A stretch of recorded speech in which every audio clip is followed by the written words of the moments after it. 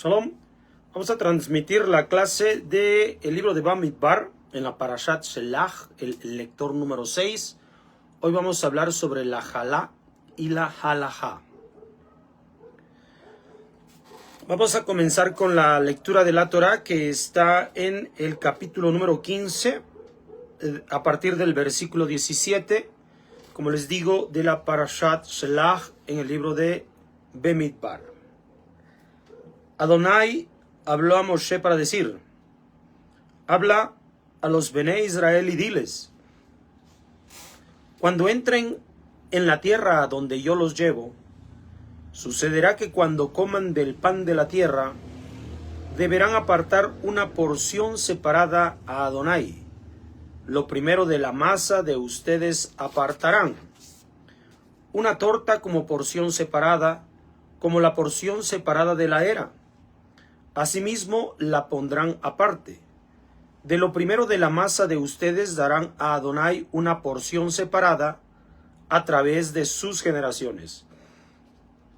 Y si ustedes yerran y no cumplen todos estos mandamientos que Adonai habló a Moshe, todo lo que Adonai ha ordenado a ustedes por medio de Moshe, desde el día que Adonai lo ordenó en adelante, a través de sus generaciones.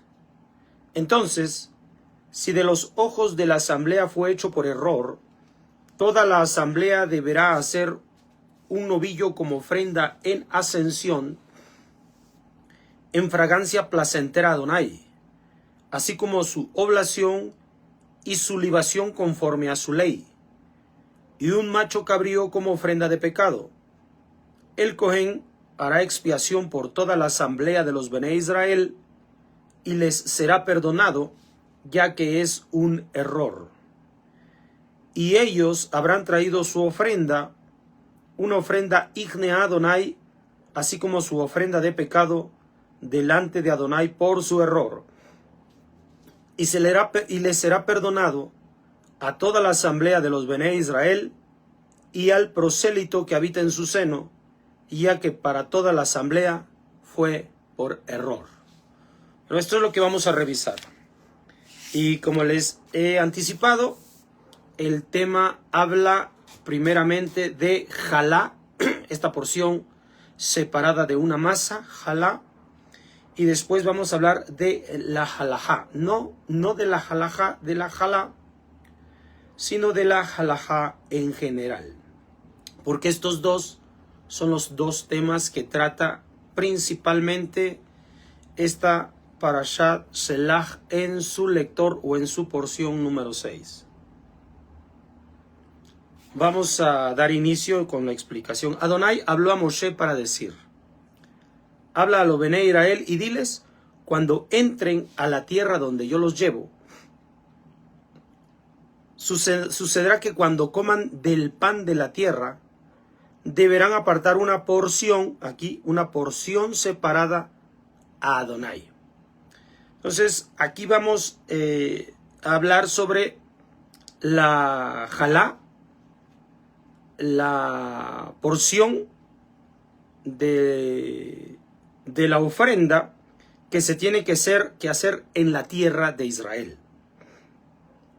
Jalá behaaretz, la Jalá en la tierra. Como sabemos, está nuestro pueblo recibiendo todas las órdenes de parte de Moshe. Y como decíamos en clase anterior, en la Parashá Behalot-Ha,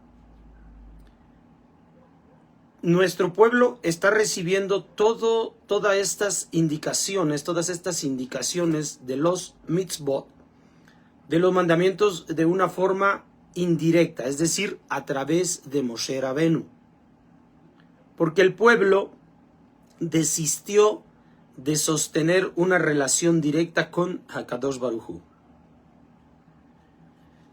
Luego entonces va a recibir estas directrices. Estas directrices las recibirá entonces porque no pretendió desarrollarse al modo en que lo hizo Moshe Rabenu. al modo en que los ancianos de Israel que acompañaron a Moshe Rabenu al Ohel Moed, lugar en donde el espíritu de Moshe también se anidó en ellos. Entonces no alcanzaron tal desarrollo y por lo tanto van a recibir la información de los mitzvot, de los mandamientos, de forma indirecta. Y aquí menciona el texto de la Torá que este mandamiento acerca del Ajalá va a tomar una especial importancia al momento de entrar a la tierra de Israel. Cuando se comienzan a dictar los mandamientos para con el pueblo, se hace saber al pueblo que están recibiendo los mandamientos hoy, es decir, en ese momento en el desierto, para que los puedan poner en práctica cuando lleguen a la tierra de Canaán. Una vez establecidos en la tierra de Canaán, podrán poner en práctica todos los mandamientos que han oído en el desierto. Pero se pone especial interés en esta mitzvah de la jalá, que es la porción separada de una masa preparada para hornear pan.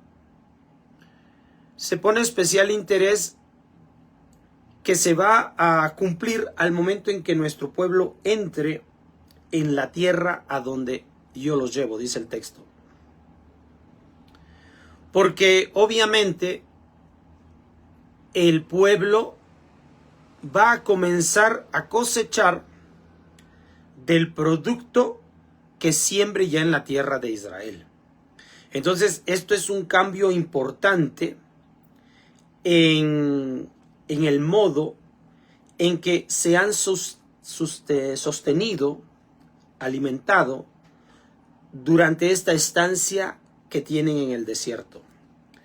En esta estancia en el desierto, el pueblo ha recibido el man de parte del cielo y de ahí se han alimentado. Es decir, no han trabajado con sus manos, excepto en la preparación y en la recolección, pero no en esto de la agricultura.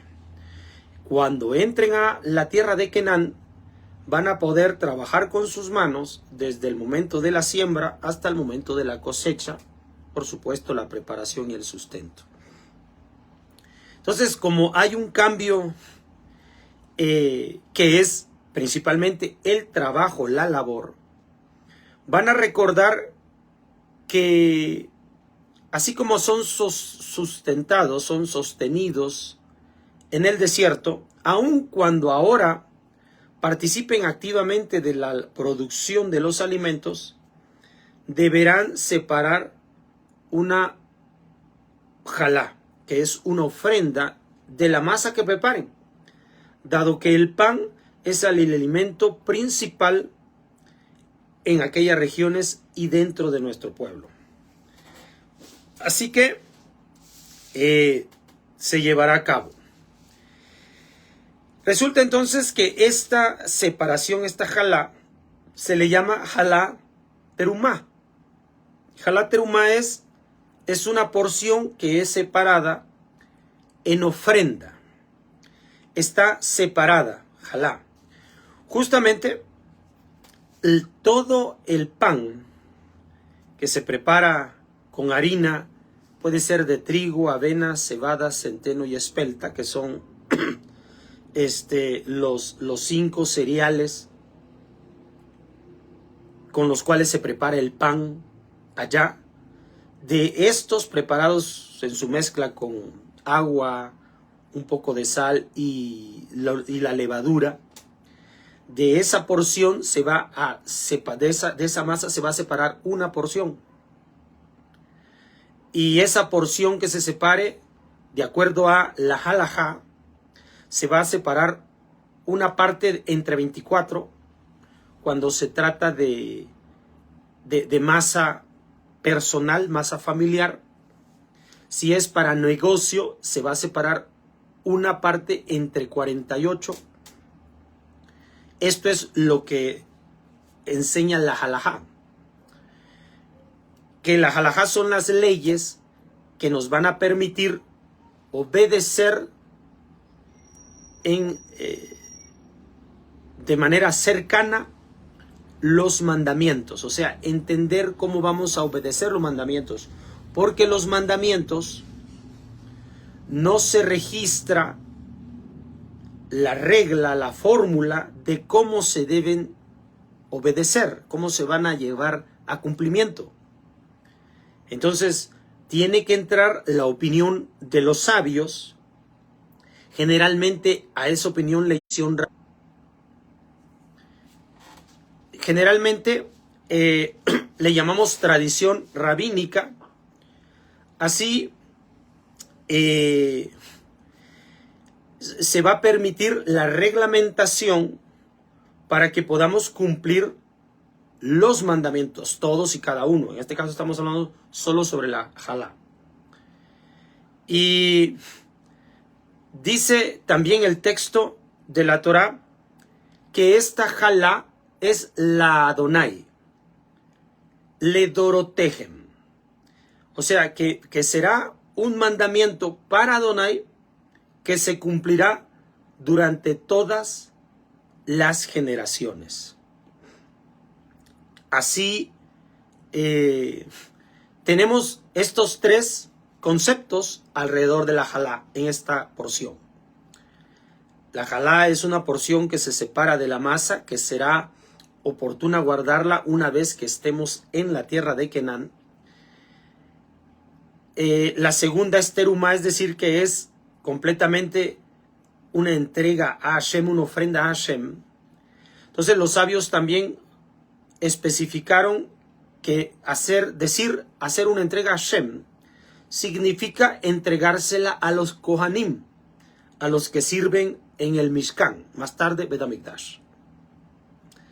Y de esta manera se cumple. Ahora, si no hay una intervención de los sabios para explicar el modo en que debemos observar esta mitzvah y todas las mitzvot, difícilmente vamos a entender cómo guardar los mandamientos. También la Torah dice que aquí la terumá es la Adonai para todas las generaciones.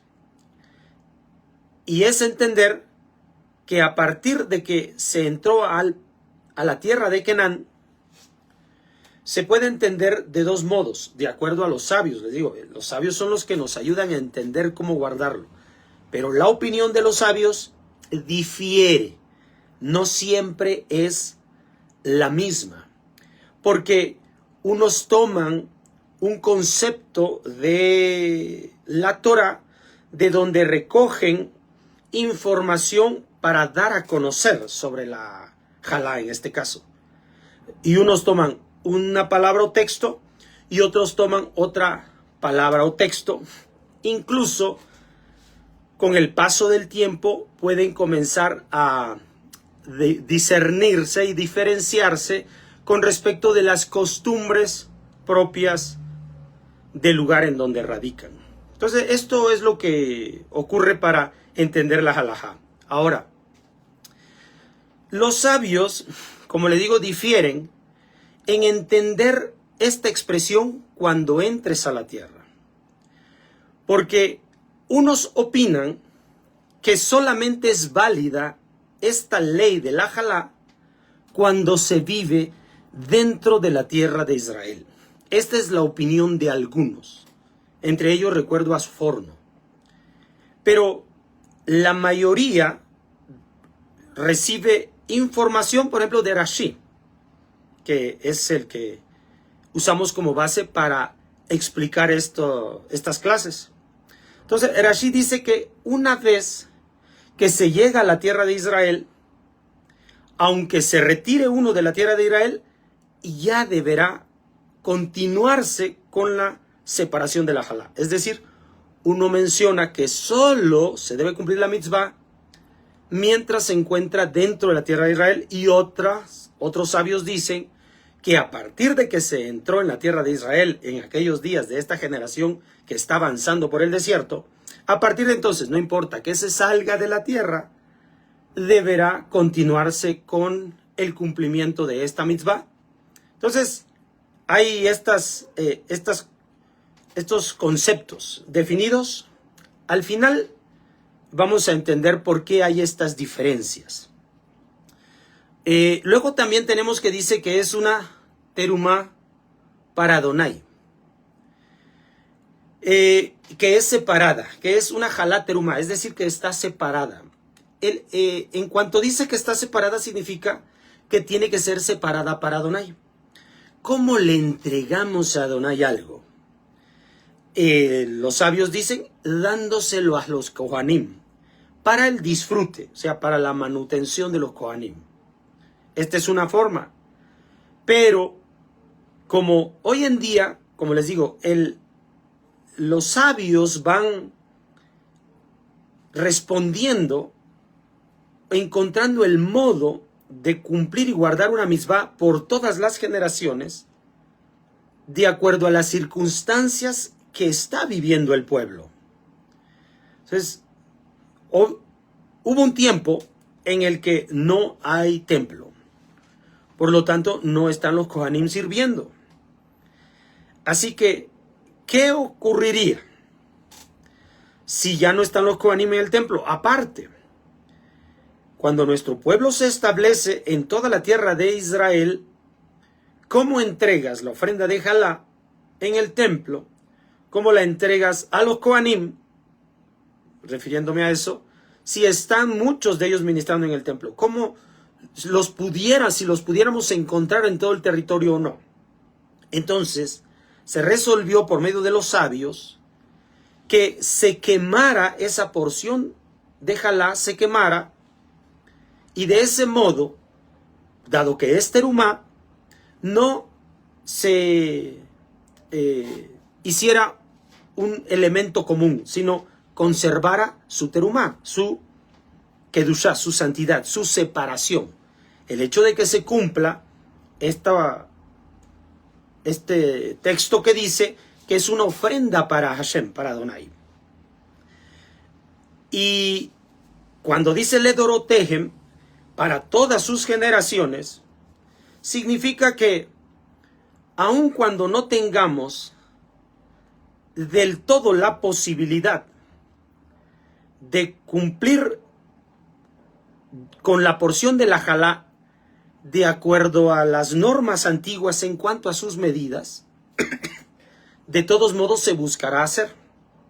Entonces, tenemos que, de acuerdo a las costumbres de cada lugar, generalmente se usaban ciertos elementos en sus dimensiones y en sus pesos, de acuerdo a los lugares a donde ya había llegado nuestro pueblo. Recuerde que fue esparcido finalmente. Estamos hoy esparcidos. Entonces, a donde llegáramos había distintas medidas.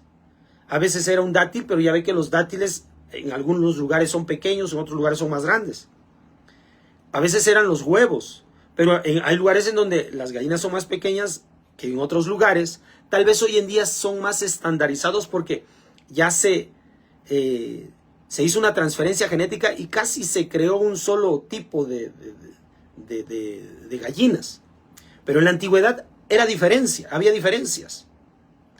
Así que no se puede saber, no se puede estandarizar la medida de lo que se considera correcto en volumen de la masa total para poder llevar a cabo la perfecta forma de separar la jalá en la cantidad de masa que se posee. Así que hay distintas escuelas hablando de cuánta cantidad de masa se debe hacer para separar la jalá. Algunos comentarios mencionan que a partir de un poco más de un kilo y gramitos, ya se puede separar jalá. Estoy hablando de masa. Kilo y gramitos de masa. Hay quien opina que es 1,7 kg y hay quien opina que son 2,3 kilogramos de masa para poder hacer la separación de jalá. Ya les expliqué por qué esos volúmenes tan diferentes. Todo esto es con el ánimo de que se pueda uno cumplir con la mitzvah. Primeramente, que se pueda cumplir con la mitzvah. Porque es una mitzvah que nos remonta a que de Hashem viene el sustento. Habla de que Hashem viene el sustento. Habla de que nosotros, al recibir el sustento, lo primero que hacemos es separar la porción, jalá, de Hashem. A partir de ahí, degustamos todo el pan, todos los alimentos. Simboliza todos los alimentos. ¿Qué significa esto? Precisamente, la forma en la que nombramos a un pan o a los panes, porque de esa cantidad de panes, de esa cantidad de masa, van a salir 6 panes, que son los que ahora típicamente usamos durante el Shabbat para tener por lo menos un día en el cual cumplir con esta mitzvah. Precisamente a esos panes ya horneados, ya preparados, los llamamos jalot.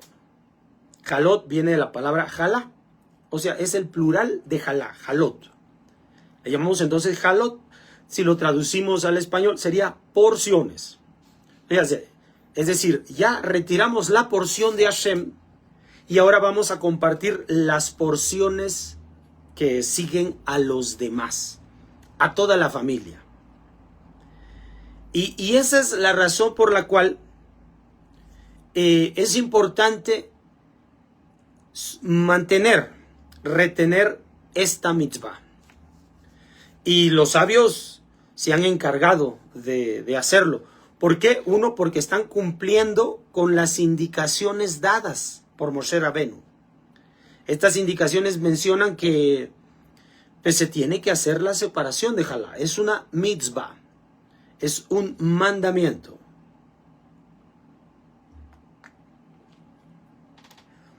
Inmediatamente después de hablar acerca de esto, vamos a entender por qué razón es que los sabios intervienen de una manera entusiasta para que se pueda cumplir con la mitzvah. Y para poder eso, crean lo que llamamos la halajá, la reglamentación. Esto es algo importante para entender. Dice el texto, y si ustedes yerran, a partir del versículo 22 estamos leyendo el capítulo 15. Y si ustedes yerran y no cumplen todos estos mandamientos que Adonai habló a Moshe, todo lo que Adonai ha ordenado a ustedes por medio de Moshe, desde el día que Adonai lo ordenó en adelante a través de sus generaciones, entonces, si de los ojos de la asamblea fue hecho por error, shgagá, es por error, toda la asamblea deberá hacer un novillo como ofrenda de ascensión en fragancia placentera a Adonai, así como oblación y libación conforme a su ley, y un macho cabrío como ofrenda de pecado. Bien, entendemos aquí que Moshe está advirtiendo de algo que nosotros llamamos shegagá, que en texto de la Torah dice shegagá en hebreo. Shegagá significa que hay un error por inadvertencia, es decir, que no fuimos advertidos por un tercero, no fuimos advertidos nosotros, no supimos que eso era una transgresión, que eso era un error. Por eso es que va a tener que entregarse una ofrenda de pecado. Ahora, de igual modo, aquí hay dos opiniones. Bueno, antes que nada, a partir de este texto, una ocasión les comentaba que no hace mucho, que tenemos una indicación para encontrar la Haggadah, que son los conceptos profundos de la Torah, conceptos simbólicos de la Torah continuamente. O sea, tenemos una indicación de la Torah para profundizar en los conceptos que ella describe, de crecer hacia el mundo superior. Eso es una mitzvah, una orden directa.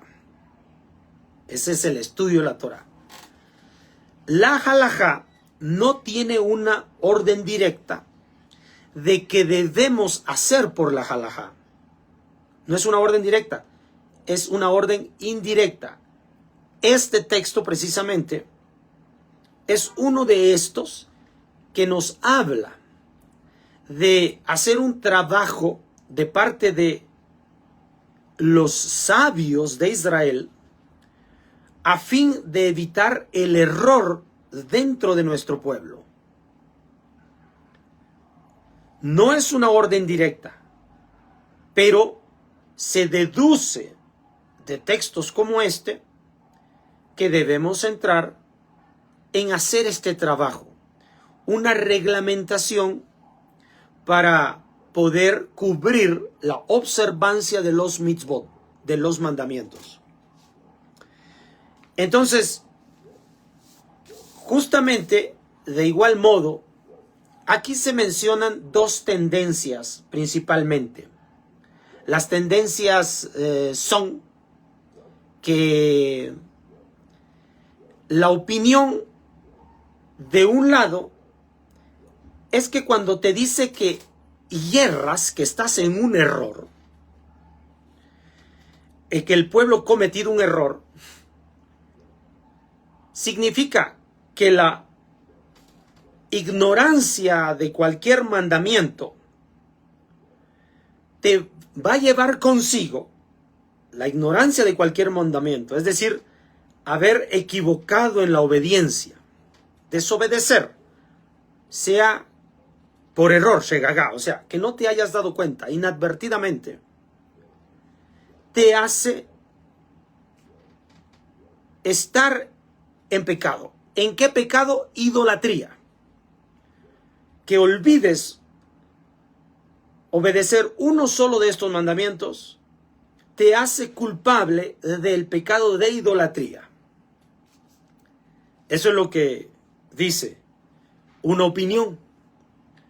Hay otra opinión que dice que únicamente el pecado de idolatría, que también se puede definir de muchas maneras, el pecado de idolatría, no necesariamente creer que hay otro Dios. O sea, el pecado de idolatría es de no creer que hay un solo Dios.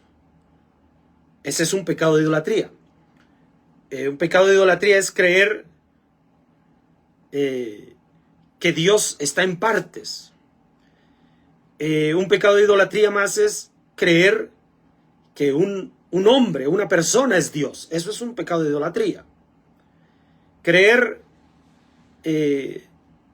que estatuas son divinas. Eso es otro pecado de idolatría. O sea, hay muchas formas de caer en el pecado de idolatría, porque el principal mandamiento y que todo nuestro pueblo oyó fue: oye Israel, el Eterno nuestro Dios, el Eterno uno es. Y no hay otro más. Ahora bien, de acuerdo a este criterio, solo si transgredes con el pecado de idolatría, te haces culpable de todos los mandamientos, de la transgresión de todos los mandamientos. Así que hay estas dos opiniones. Entendamos, hay estas dos opiniones, deducidas por los sabios.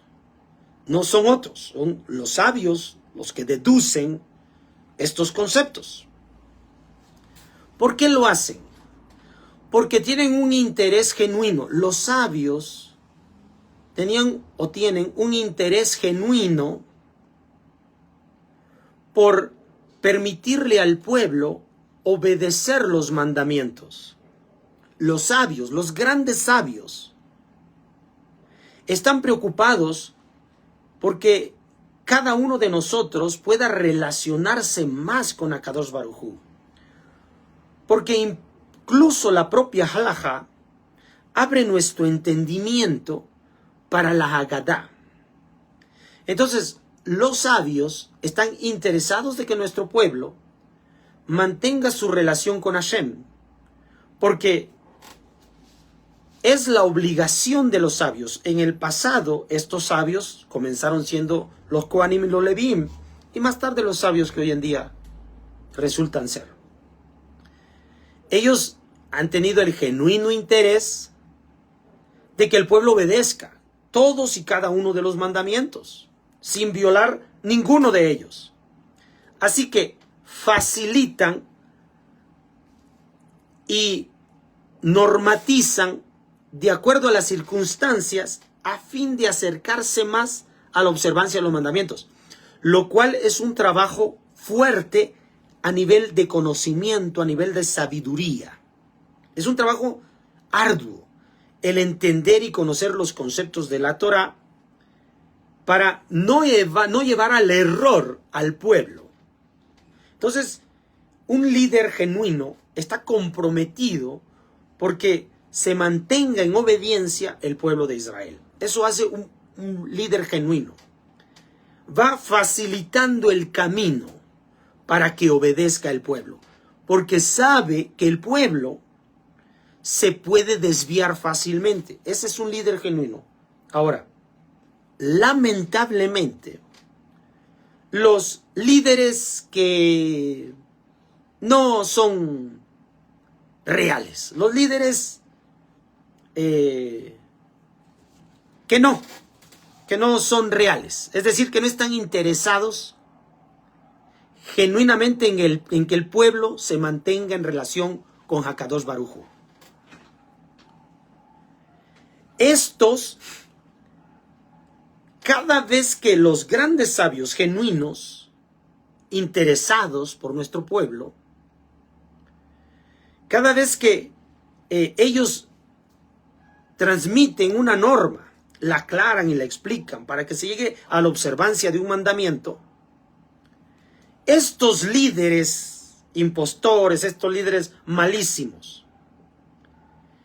en lugar de favorecer la obediencia, señalan cuando alguno dentro del pueblo no obedece.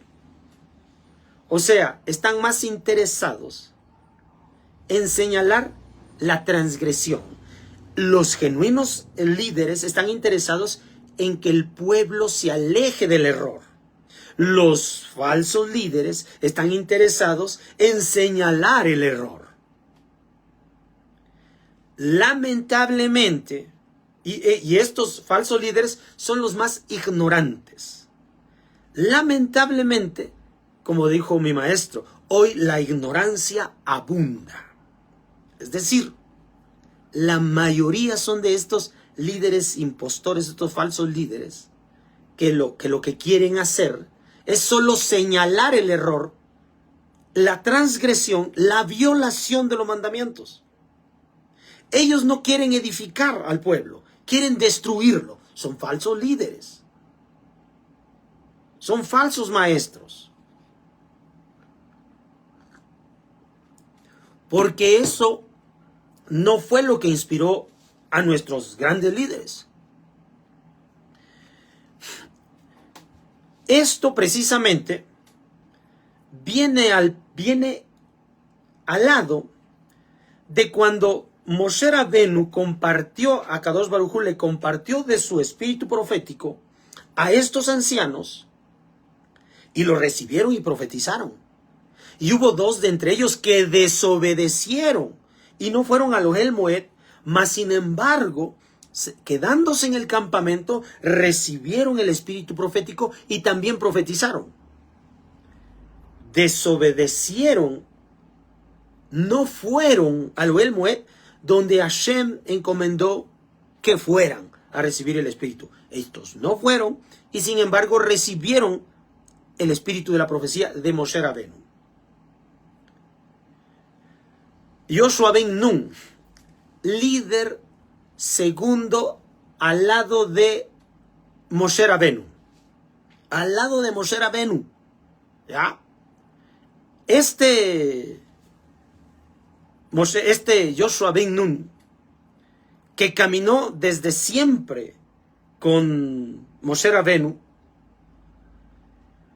señala y recrimina la acción de estos dos profetas, pidiéndoles castigo, pidiéndole a Moshe Rabenu que los castigue. ¿Por qué él pide eso? Porque está evaluando las cosas desde su liderazgo, desde su conocimiento. Yoshua ben Nun no estuvo de entre los señalados para recibir del espíritu profético. Entonces no comprende la elevación que Moshe tiene. Por eso Moshe le reclama y le dice: tú no puedes emitir un juicio por cuanto que no estás en la categoría en la que se encuentra el nivel profético. No está en esa categoría. Por eso es que él juzga las cosas en cuanto a obediencia o desobediencia, porque no tiene el espíritu. En cambio, el que tiene el espíritu está por encima de esos conceptos.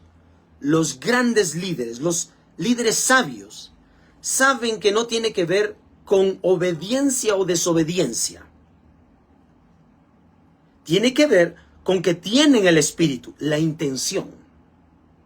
Y es lo que los grandes sabios están buscando dentro del pueblo. Y los malos líderes, los falsos líderes, o en este caso, líder rezagado, como en este caso de Yoshua ben Nun, él no puede comprender. Él piensa que todo es obediencia y desobediencia porque su mirada es corta, no tiene el espíritu profético. Moshe le dice: ¿cuánto diera yo que todos pensaran de este modo, siendo profetas? Porque así se ahorra mucho trabajo y entendería que el pueblo está viviendo lo que Hashem le prometió a Abraham Avinu. Bien, entonces, el problema es que el mal corazón de estos falsos líderes, de estos líderes que juzgan de acuerdo a su mirada para descartar al pueblo, no para dejarlo dentro, sino para sacarlo, para separarlo. Estos falsos líderes son los que lamentablemente, como le digo a mis maestros, han dicho, son los que más abundan. Resulta entonces que cada generación y generación, lo que parece aumentar es este tipo de falsos líderes, que solamente están para señalar el error. Su mirada es corta y solo están para señalar el error, en lugar de hacer algo para mantener al pueblo dentro, como lo hacen los grandes sabios. Para eso existió la halajá. Pero hay quien usa la halajá para separar a las personas de Dios. Cuando los sabios establecieron la halajá para ayudar a la debilidad del pueblo, para mantenerse adherido a Hashem. Más que es lo que abunda ahora. Gente que señala el error de los demás. Esos son los falsos líderes. Y lamentablemente, como la mayoría del pueblo, la enorme mayoría del pueblo, sufre de esa crítica de los malos líderes porque los considera líderes, sufre de ese señalamiento y de esa crítica y no puede sino estar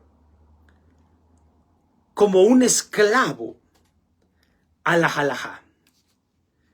Siente que si no obedece la halajá enseñada, los mandamientos enseñados, no está actuando del modo correcto. No está actuando en el espíritu noble.